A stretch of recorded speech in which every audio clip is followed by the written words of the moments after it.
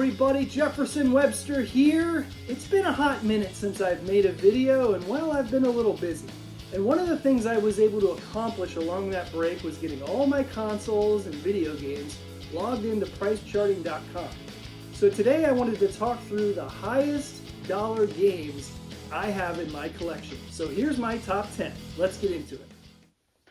So the 10th highest game I have in my collection is a sealed copy of Zelda Phantom Hourglass on the DS. I actually found this game for $30 in a rural area. Person didn't know what they had. It's pretty reasonable, $30 at the time. I think now it's going over 100, 120. I have no idea. I'm not a big sealed game person, but I don't have the heart to open this thing. So until I sell this, it's a pretty cool piece, and I'm probably going to hold on to it for a while.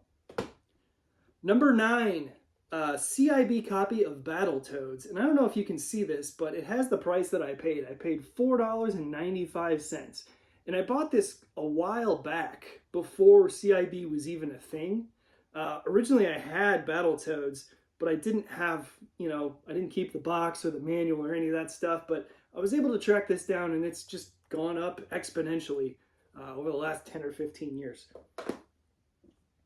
Next one, NCAA Football 14 on the Xbox 360. I also have this on the PS3. This was a pawn shop find. I found this for $1. And, this game is still fun. And I don't know if we're ever going to get another NCAA football game like this. So I think this is going to continue to be valuable. And if not, increase in value, just based on some of the mods that people are doing on the internet. All right, next one, Banjo-Tooie on the N64. I bought this for $15 complete in box maybe 5-6 years ago, and this one has continued to go up in price over time. Great game. Probably hold on to this one for a while too. Next one, this one's a surprise. Celeste. This is on the Nintendo Switch, and when the Nintendo Switch came out, I was always tracking down what are the good indie games. So I bought this one relatively new, and it's just continued to go up in value. I'm guessing it's pretty rare. It's a limited run game, so good game. I'm not sure if it'll hold the value, but I'm still going to keep it because it is a good game. Next one, CIB copy of Legend of Zelda on the NES. I've just been chasing down Mario and Zeldas over the last 20 years, trying to get them sealed or CIB, and this was a good score. I can't remember how much I paid for it, but pretty cool item. Next one. This one was captured by accident. This was actually an eBay lot where I was buying a GameCube and a couple of games, and it just so happened to be sealed. I don't think the person knew that it was worth more sealed.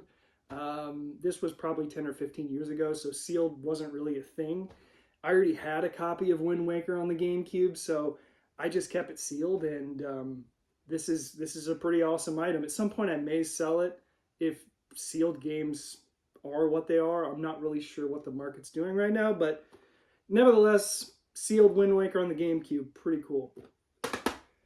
Next one, Mario CIB. I actually paid $29.99 for this in November of 2019. So pre-pandemic, I paid $30 for the CIB copy. It's actually sealed, not factory sealed. The company that was reselling this resealed it, so I don't even know what's in here. I don't know if it's like a first print or any of that, but I do know it is CIB. So it's pretty cool. I don't know. At some point I may open it up, or I kind of like just leaving it sealed. It protects it a little bit more, but it is what it is. But sealed copy to Mario Brothers on the NES. So there you go. This next one I got in a trade probably 2 or 3 years ago, around 2019. I traded a bunch of NES games for a CIB copy of Super Mario RPG on the SNES. And this one has gone up quite a bit. And interestingly, that trade was pretty equal because all the NES games went up too. So we both netted out pretty good. The final game, and biggest surprise I think you'll encounter here is out of the 2,803 games that I own that are in price charting, the number one highest dollar game I have in my collection is a sealed copy of Tiger Woods 99 on the PlayStation 1. And I'm not sure if there's a lot of merit to this, but the interesting thing about this copy is this is the first print copy that has the South Park pilot episode buried in it. And there's a whole lot of history behind that, and you can look up the story on the internet, YouTube. But yeah, a sealed copy of the first print Tiger Woods 99 on PlayStation 1. I bought this probably 8 months ago on Goodwill for $12. Goodwill.com for $12. So this was a good score. I don't know if it's worth $350, but that's what Price Charting says. So my highest dollar game. There you go. I do, an honorable mention, I have a lot of other games, you know, like Def Jam Fight for New York. I've got Silent Hills on PS2 and stuff, but those are the big ones.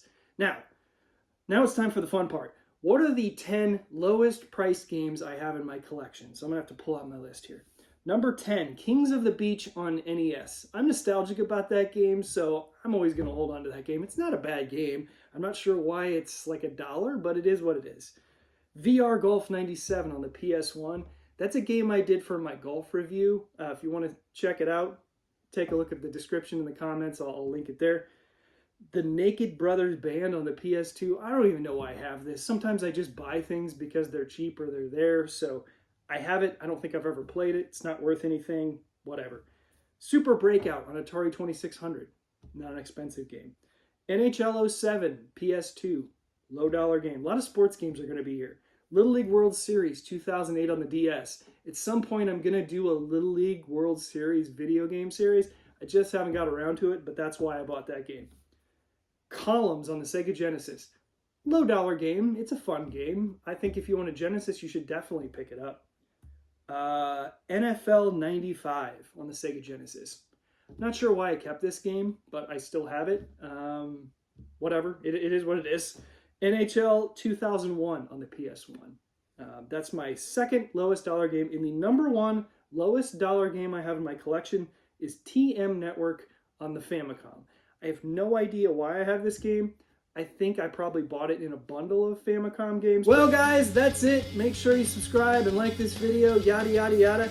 I'll probably make another one of these videos for all of the games that slip through the cracks and are not listed in Price Charting, just because there's some interesting things that I have, and I'll share them with you. So I'll see you later. Have a good one. Bye.